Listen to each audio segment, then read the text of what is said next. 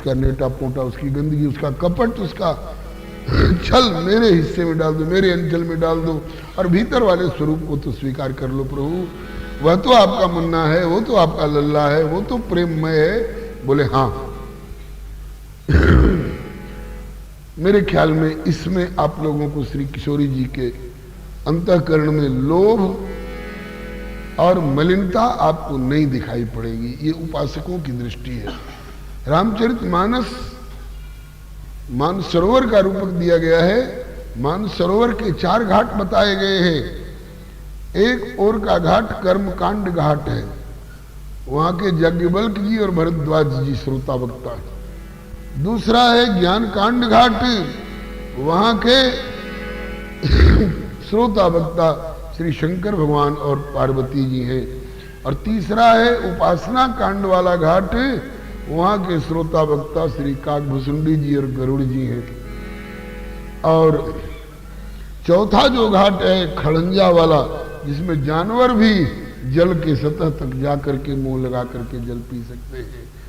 ये है गोस्वामी तुलसीदास जी और इनके श्रोता। ये दैन्य घाट वाला खड़ंजा घाट है, जहां जानवर लोग भी पहुंच करके उस जल से लाभ ले सकते हैं। एक बार पंडित श्री राम किंकर जी, जो दार्शनिक पक्ष के प्रवक्ता माने जाते थे, विश्वविद्यालय में जाते थे तो मोह दशमौलि तद्भ्रात अहंकार पाकार जित काम विश्राम हारी।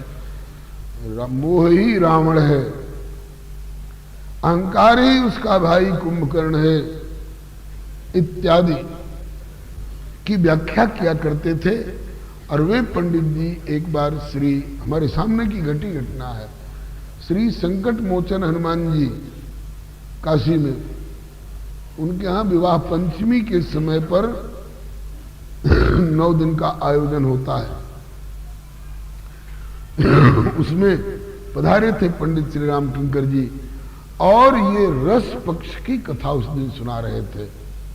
किसी यूनिवर्सिटी के स्टाफ ने काशी हिंदू विश्वविद्यालय के किसी वरिष्ठ विद्वत वरेण्य व्यक्ति ने एक पर्चा लिख करके भेजा, और उसमें लिखा था कि पंडित जी, आपको हम लोग दार्शनिक पक्ष का प्रवक्ता मानते हैं, प्रतीकवाद वाली कथा आप कहा करते हैं, और वही सुनने के लोभ से हम लोग यूनिवर्सिटी छोड़ करके और इस कैंपस में आए हैं, संकट मोचन जी के मंदिर के हाथे में आए हैं। आज आप ये क्या सुना रहे हैं? आप वही कथा सुनाइए ना, मोह दस मौल तद्भ्रात अहंकार। पंडित जी ने बहुत बढ़िया उत्तर दिया।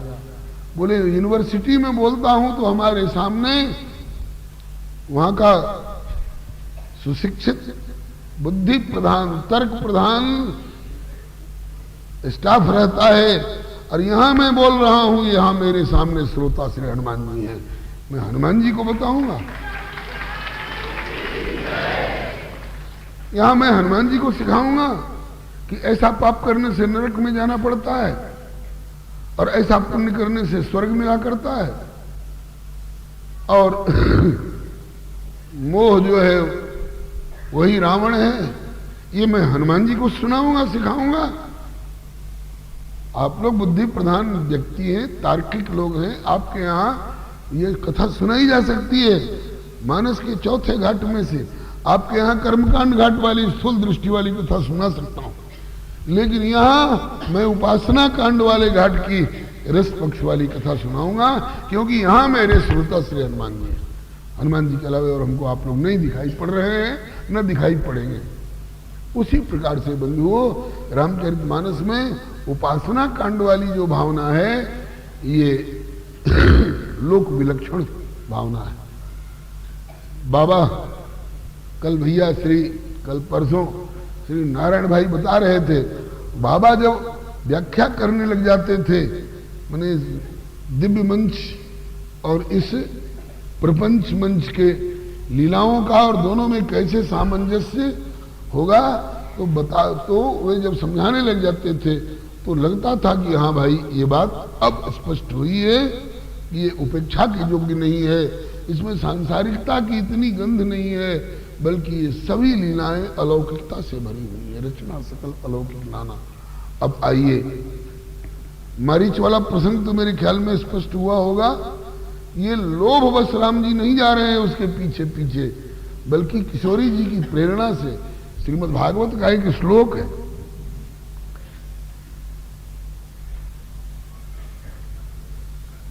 आर्य वत्सा यदगादरण्यम। आर्य वत्सा मने अपने पूज्य श्रेष्ठ पिताजी श्री दशरथ जी के वचनों का निर्वाह करने के लिए बिना किसी अपराध के राम जी यत अगाध अरण्यम, जंगल को गए। उसमें कारण क्या है? कोई कारण बता सकता है कि राम जी की क्या गलती थी? अरे होइत कौन गलती तब तो घर से भले निकलती। कैकेयी माता का अगर कुछ अपराध किया होता श्री राम ने, तब भले घर से निकालती कि इसने मुझे ऐसी दृष्टि से देखा है, इसने मुझे ऐसा कुवचन कहा है, अथवा इसने मेरे प्रति ढेला फेंका है या क्या। राम जी ने कोई गलती की होती और घर से निकाल दिए गए होते तो कहते कि चलो भाई गलती का दंड भुगत रहे हैं, लेकिन नहीं। होइत कौन गलती तब तो घर से भले निकलती। मित्र गुह राजा हो बिनु गलती के लिहली सब सुख छीन। त्रिगुह राजा हो बिनु गलती के लिहली सब सुख छीन। बंधु गुह राजा हो भैया लक्ष्मण हो। गुहराज तो पूछ रहे भैया लक्ष्मण हो काहे के कई भैली असमति। भगवा लक्ष्मण जी काहे के कई भैली असमति। भैया लक्ष्मण हो काहे के कई भैली असबुद्धि। भैया लक्ष्मण हो काहे के कई भैली असबुद्धि। गलती करके और निकाले गए हैं? बिल्कुल नहीं। तो क्यों जा रहे हैं वन में? साकेत महाकाव्य श्री मैथिली शरण गुप्त जी ने लिखा है। उसमें माता सुमित्रा पूछती श्री राम को उभाड़ करके, राम कमजोर महसूस कर रहे हो अपने को? क्यों राज्य का त्याग करके, बड़ा भाई अधिकारी होता है, तुम ज्येष्ठ श्रेष्ठ राजकुमार, क्यों राज छोड़ रहे हो? अपने को कमजोर महसूस करते हो? राघव कहते हैं कि नहीं मां, अबल तुम्हारा राम नहीं। तो क्या विधाता तुमसे बाम हो गया? बोले नहीं मां, विधि भी उस पर बाम नहीं। अबल तुम्हारा राम नहीं, विधि भी उस पर बाम नहीं, तो फिर ये त्याग क्यों? कहा कि वृथा क्षोभ का काम नहीं, धर्म बड़ा धन धाम नहीं। मां धर्म बड़ा धन धाम नहीं।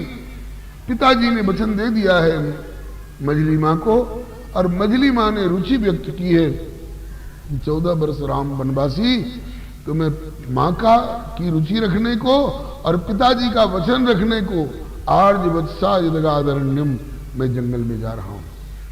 इसके बाद आगे क्या है? माया मृगम। माया मृग के पीछे क्यों जा रहे हैं? बोले दैत्येप्सित मन्वधावत। दैत्या, दैत्या माने अपनी प्रिया, दैत्य प्रिय को कहते हैं। हे देव हे दैत हे भुवनैक बंधो। बिलमंगल जी महाप्रभु गौरांग, हे कृष्ण हे चपल हे करुणैक सिंधो। हे नाथ हे रमण हे नयनाभिराम। हा हा कदानुभवितासि पदम दृशोर में। दैत्य मने प्रिय, प्रियतम। तो क्यों जा रहे हैं माया मृग के पीछे? बोले माया मृगम दैत्येप्सित मन्वधावत। दैत्याप्सित, अपनी प्रिया सीता जी की इच्छा जान करके उनकी रुचि का पालन करने के लिए, उनकी रुचि का पालन करने के लिए प्रभु कनक मृग के पीछे दौड़े जा रहे हैं। कनक मृग के पीछे दौड़े जा रहे हैं। बोलिए भक्तवत्सल भगवान की।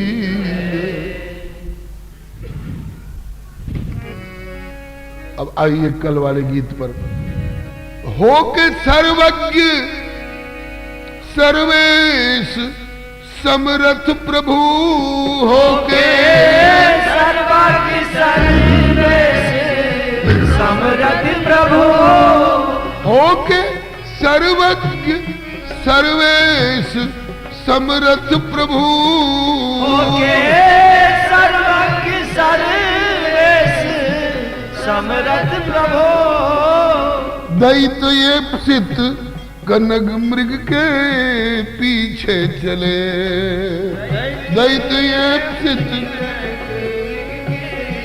पीछे चले दैत ये सित कनक मृग के पीछे चले।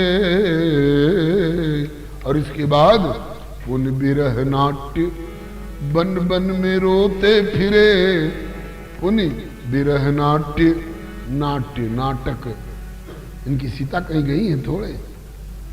सीता प्रथम अनल में हरा की धरोहर के रूप में रख दिया है और ऐसे ढंग से रखा है कि लक्ष्मण हूं या मर्म न जाना, जो कुछ चरित्र रचा भगवान जानते हैं। हमारी सीता कहीं नहीं गई।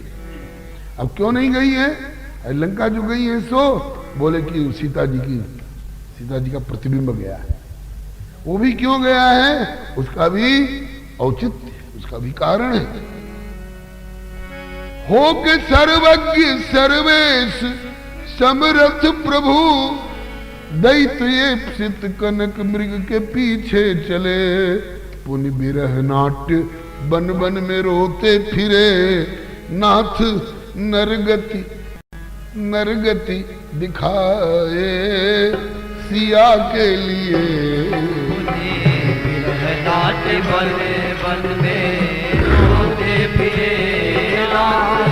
नरगति दिखाए सिया के लिए। पुनि विरह नाट्य बन बन में रोते फिरे।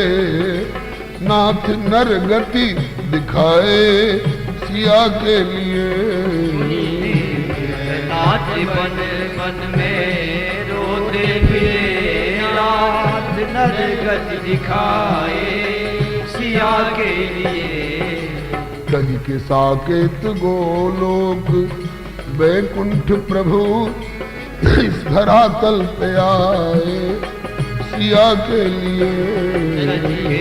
साकेत गोलोक वैकुंठ प्रभु इस धरातल पे आए सिया के लिए। जय जय। अब थोड़ा सा 6:30 बज चुके हैं। अगर बज भी चुके हैं तो आज और कल 2 ही दिन की तो परेशानी है। अगर 10-15 मिनट का समय और ले लूं तो आप लोग बुरा तो नहीं मानेंगे? नहीं मानेंगे, बुरा नहीं मानेंगे।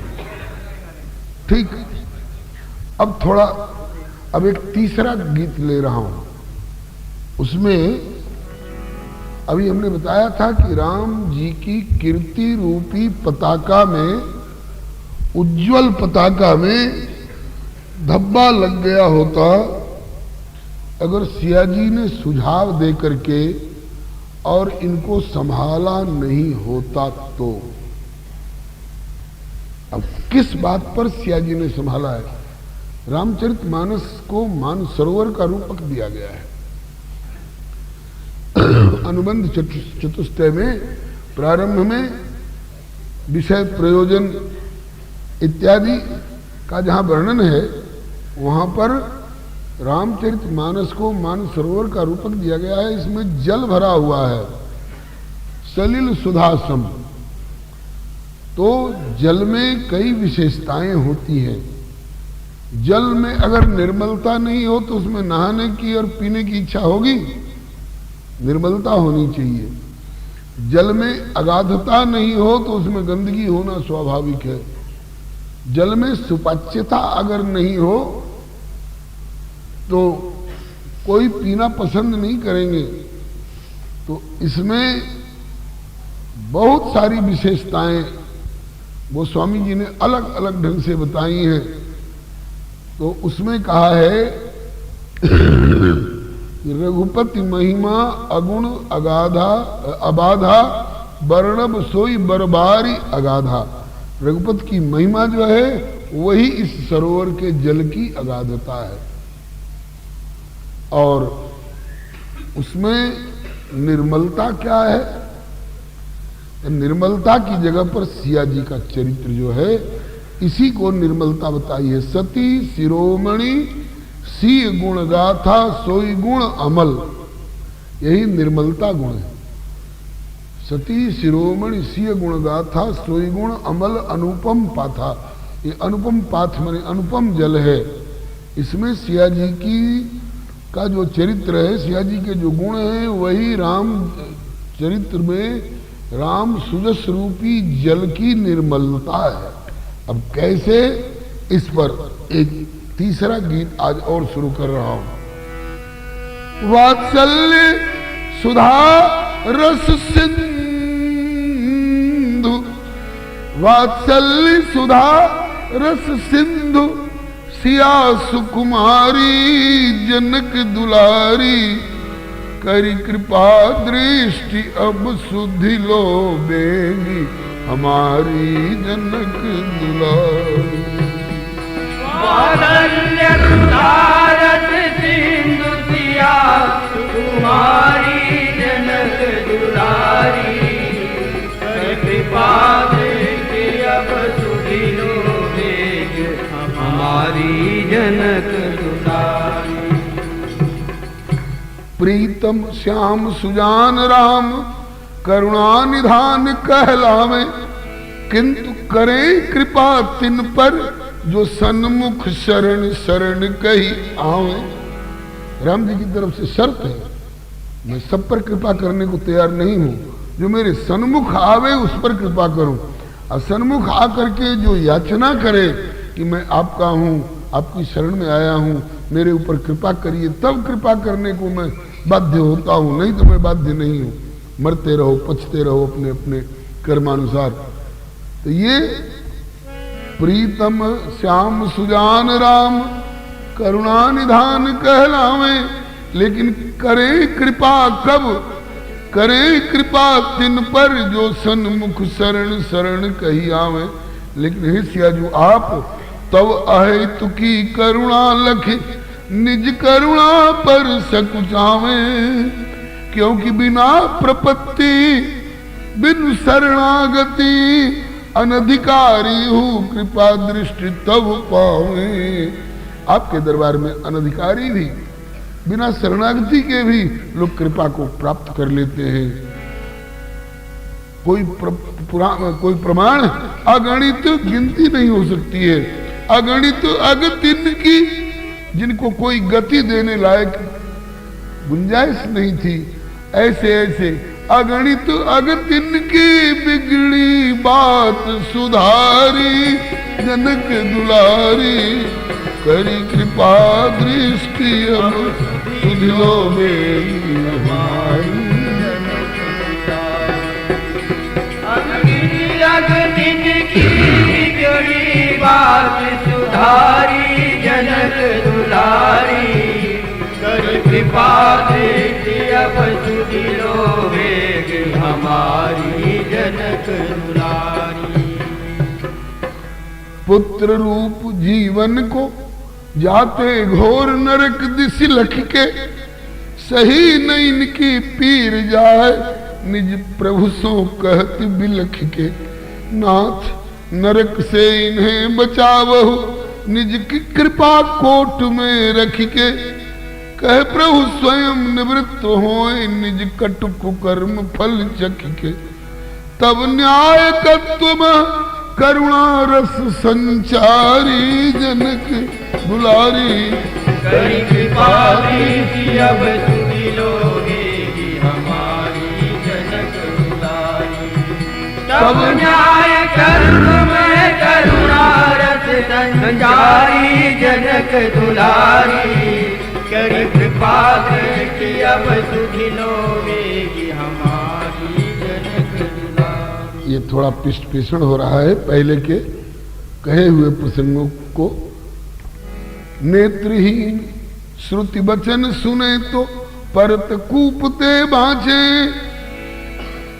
लीजिए कर गई धाय, बरजिए कर गई धाय, होए यदि श्रवण नहू के कांचे। लय अवतार सुजस विस्तारऊ, जामे ये तन मन राचे। भवसागर से तरे जीव क्यों 84 में नाथ। भवतारण हित, इन जीवों के भवतारण हित करी, अवतारण तैयारी। जनक दुलारी करी कृपा दृष्टि अब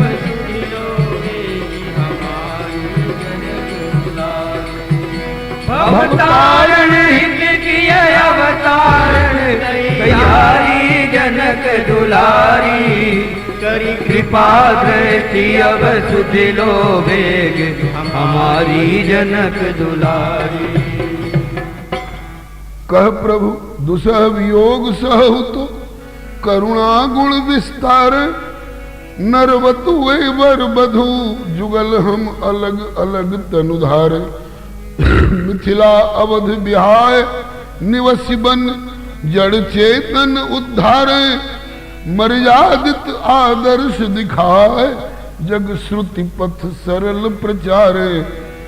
तब निज जनहित दुसह वियोग व्यथा स्वीकारी।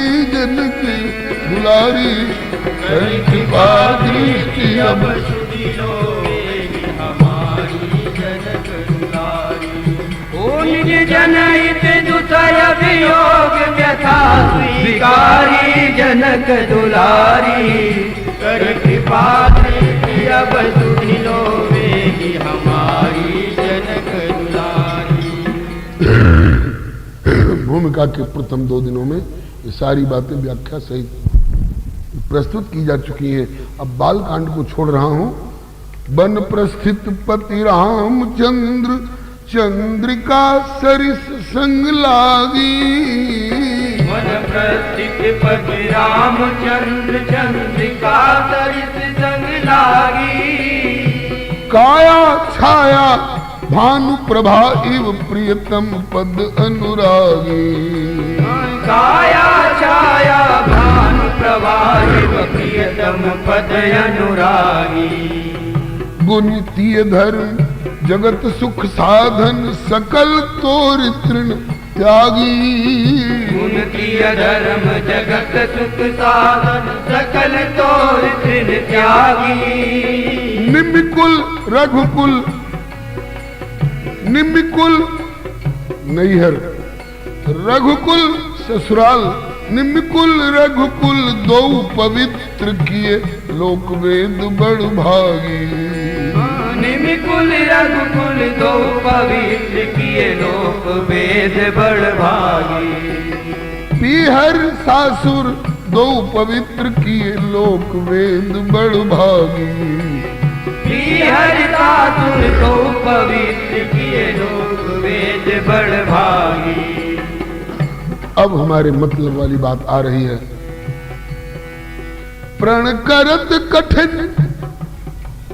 प्रण करत कठिन प्रियतम को बेगी सम्हारी। जनक दुलारी करी कृपा दृष्टि अब सुधि लो बेगी हमारी। जनक दुलारी प्रण करत कठिन प्रियतम को वेग संहारी। जनक दुलारी करी कृपा दृष्टि अब सुधि लो वेग हमारी। जनक दुलारी एक बार तो जब वन के लिए प्रभु प्रस्थान करने लगे हैं, वाल्मीकि रामायण का प्रसंग है। किशोरी जी ने कहा कि धनुष बाण क्यों लेके चल रहे हैं, धनुष बाण रख दीजिए। धनुष बाण क्यों रख दें? कहा कि मां ने तापस वेश में कहा है ना, तो तापस वेश में धनुष बाण नहीं होना चाहिए। धनुष बाण रख दीजिए।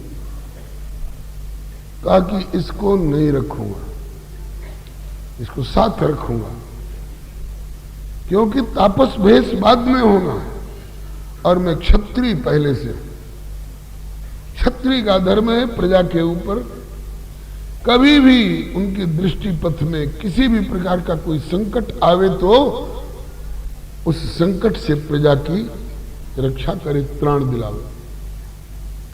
इसको तो साथ लेकर के चलूंगा। इसको साथ लेकर चलने में नुकसान क्या है, तो किशोरी जी ने एक उदाहरण दिया है वाल्मीकि रामायण में।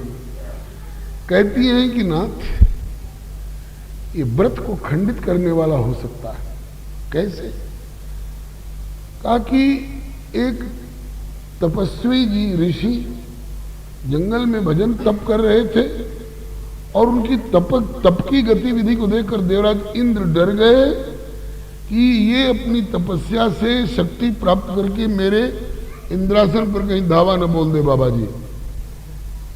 तब तपस्या में विघ्न करने के लिए बहुत बहुत से उपाय किए, कोई उपाय कारगर नहीं हुआ। तो इंद्र ने एक राजा का भेष धारण किया और अपने साथ तलवार लेकर के आए और बोले कि बाबा जी थोड़ी देर के लिए ये तलवार आपकी कुटिया में रख करके मैं कहीं जाना चाहता हूं। ना भैया, ये तलवार यहाँ काहे को रखोगे, तपसी की कुटिया है। तो कहा कि आपका क्या बिगड़ता है, कोने में कहीं टंगी रहेगी, टांग दो। टांग दिया और इंद्र चले गए। ये तपस्या में विघ्न करने का एक हथकंडा अपनाया है इंद्र। तो इंद्र तो चले गए। अब बार बार उस ऋषि की दृष्टि उस टंगी हुई तलवार पर जाने लगी। तो सोचने लगी तलवार से क्या होता होगा। बोले तलवार से तो काटने का काम होता है, तो मैं भी तो जरा देखूं कि इसकी धार कैसी है। हाथ में ले लिया। अब किस पर प्रयोग करें, तो किसी पेड़ की एक हल्की सी टहनी पर ध्यान गया, उसको उठाया, मारा, खच, कट गई। अरे बड़ी तेज है, ये तो हल्की सी डाली थी तो कट गई। इसके बाद अब इससे मोटी डाल को भी काट सकती है क्या? बस उससे मोटी डाल को मारा, खच, कट गया। उससे मोटी डाल। अब उनका ये धंधा बन गया। अभ्यास में आ गई बात, इसको काटो, उसको काटो, उसको काटो, उसको काटो। अब इसके बाद वो हिंसक हो गए, और हिंसक हो गए तो अब तक का उनका सारा किया हुआ तप का पुण्य इस हिंसा के छिद्र से बह गया, छूछे रह गए। फिर इंद्र का डर खत्म हो गया। यह एक विघ्न उपस्थित, ये उदाहरण श्री सिया जी ने सुनाया है। तो प्रभु ने कहा कि इसको मत रोकिए, समय पर काम आएगा। आगे ऐसे अवसर आएंगे जिसमें कि आपको भी महसूस होगा कि हाँ इसकी जरूरत थी, इसलिए धनुष बाण लेकर चलने दीजिए। ठीक, हमारा कर्तव्य था, हमने आपसे निवेदन किया, आपकी मर्जी, बाध्य तो कर नहीं सकती, चल पड़े। ऋषियों के यहां जब गए और ऋषियों ने अपनी अर्ज गर्ज सुनाई, तो बाद में एक उजला पहाड़ देखा। मुनिनाथ, ये उजला पहाड़ कैसा? यहीं से संगमरमर निकलता है क्या उजला? तो कहते हैं कि पूछ, जानत हूं पूछो का स्वामी, आप सर्वज्ञ होकर के पूछ रहे हो। ये उजला पहाड़ है थोड़े पत्थर का, तो कहा कि ऋषियों की हड्डी है, मुनियों की हड्डी है। कैसे? बोले कि निश्चर निकर सकल मुनि खाए, मार मार करके मुनियों को खा गए हैं राक्षस सब, और उनकी हड्डी को कहीं कुआं में नहीं फेंके, तालाब में नहीं फेंके, बल्कि इकट्ठा करके और हम लोगों की छाती पर कोदो धरने के लिए कि जो ऋषि लोग बचे हुए हो तुम लोग भी सावधान हो जाओ, हो सकता है कि कल तुम्हारा भी यही हाल किया जाए राक्षसों के द्वारा। इतना सुनते ही निश्चर निकर सकल मुनि खाए तो सुने रघुवीर नैन जल छाए, आंख में आंसू आ गए राघव के। इतना अत्याचार बढ़ चुका है पराकाष्ठा पर इन असुरों का। निर्दोष फलाहार करके गुजारा करने वाले, कोई फलाहार भी नहीं जलाहार पर, कोई जलाहार भी नहीं, केवल वायु पी करके रहते हैं। और ऐसे निर्दोष निर्मल ऋषियों के प्रति राक्षसों का ये अत्याचार अब मुझसे नहीं रहा जाता है, अब मुझसे नहीं सहा जाएगा। ऋषियों ने कहा कि रघुनंदन बचे खुचे की रक्षा करो, बचे खुचे लोगों की रक्षा करो। बस प्रतिज्ञा कर ली, निश्चर हीन करो मैं, पृथ्वी को राक्षसों से रहित कर दूंगा। भुज उठाई प्रण की, भुजा उठा करके मतलब नर नाट्य में ऊपर वाले को साक्षी दे करके कह रहा हूं, मैं प्रतिज्ञा पूरी करूंगा, निश्चरहीन करो मैं ही भुज उठाई प्रण की। तो मानस में तो नहीं है, वाल्मीकि रामायण में वर्णन है। श्री किशोरी जी ने प्रभु का दामन पकड़ के टोका, प्रभु क्या कर रहे हो? बोले कि ऋषियों की रक्षा के लिए प्रतिज्ञा कर रहा हूं। कैसे? राक्षसों को मार करके? हाँ, राक्षसों ने व्यक्तिगत रूप में आपका क्या बिगाड़ा है? उनसे आपकी क्या दुश्मनी है? मैंने सुना है, सिखा नहीं रही हूं आपको, सिखाने का मेरा अधिकार नहीं, सिखा नहीं रही हूं। तो गुरुजनों की सभा में, सत्संग गोष्ठियों में, विद्वत गोष्ठियों में, शास्त्र गोष्ठियों में सुनने को मिला है बार बार कि 3 दोष पुरुष के, महान से महान पुरुष की उज्जवल से उज्जवल कीर्ति में दाग लगा देने वाले होते हैं। वे 3 दोष कौन कौन हैं? बोले बिना बैरेण रौद्रता, असत्य भाषण,